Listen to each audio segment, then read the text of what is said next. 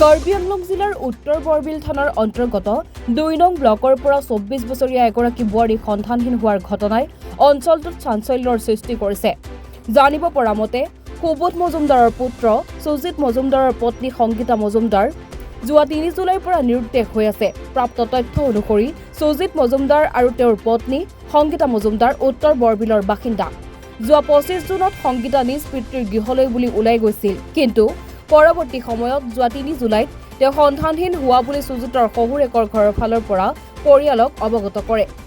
এই সন্দৰ্ভত সুজিত মজুমদাৰৰ পৰিয়ালৰ লোকে ইতিমধ্যে ৩ জুলাই তাৰিখে উত্তৰ বৰবিল আৰক্ষী থানাত এজাহাৰ দাখিল কৰিছে। আৰক্ষীয়ে ঘটনা সন্দৰ্ভত তদন্ত আৰম্ভ কৰিছে যদিও বৰ্তমানলৈকে সংগীতা মজুমদাৰৰ কোনো সম্ভেদ পোৱা নাই। সেয়েহে অসহায় হৈ পৰা পৰিয়ালৰ লোকে সংবাদ মাধ্যমৰ কাষ চাপি কোনো লোকে যদি বোৱাৰীগৰাকীক কৰবাত প্ৰত্যক্ষ কৰে তেন্তে 7086013725 নম্বৰত যোগাযোগ কৰি সন্ধান দিবলৈ স্বামী সুজিত মজুমদাৰে অনুৰোধ জনায়।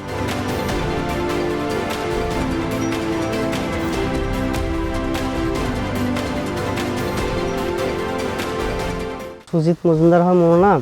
নমস্কাৰ। মোৰ মানে পত্নীটো সংগীতা মজুমদাৰ মোৰ ঘৰৰ পৰা সিহঁতৰ দেউতাৰ ঘৰত গৈছিলে। তাৰপিছত যোৱাৰ পিছত মানে 8 দিন পিছত শুক্ৰবাৰ গৈছিলে আৰু শুক্ৰবাৰত সিহঁতৰ ঘৰৰ পৰা ক'লে যে মোৰ ৱাইফটো মানে সিহঁতৰ ঘৰত নাই, এনেকা বুলি সিহঁতক কল কৰিলে মোবাইলত। তাৰপিছত মই বিচাৰিছোঁ সিহঁতৰ ঘৰৰ পৰা ফোন কৰিলে যে এনেকা মোৰ ৱাইফটো মানে নিৰুদ্দেশ হৈ আছে। মোৰ আপুনি ক'ৰবাত থানাত এজাহাৰ দিছে নেকি? লণ্টিপ থানাত মই এজাহাৰ দিলোঁ। কেতিয়া দিছিল?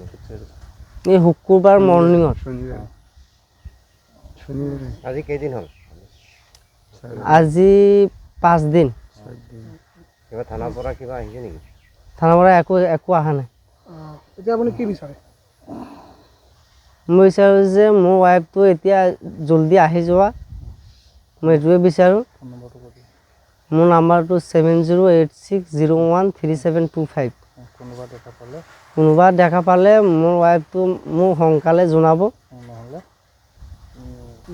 নহ'লে নিকটৱৰ্তী মোক পুলিচ থানাত জনাব। কাৰ্বি আংলঙৰ ফুলনিৰ পৰা বীৰেন গোৱালাৰ ৰিপৰ্ট, এনি ভাৰত 24।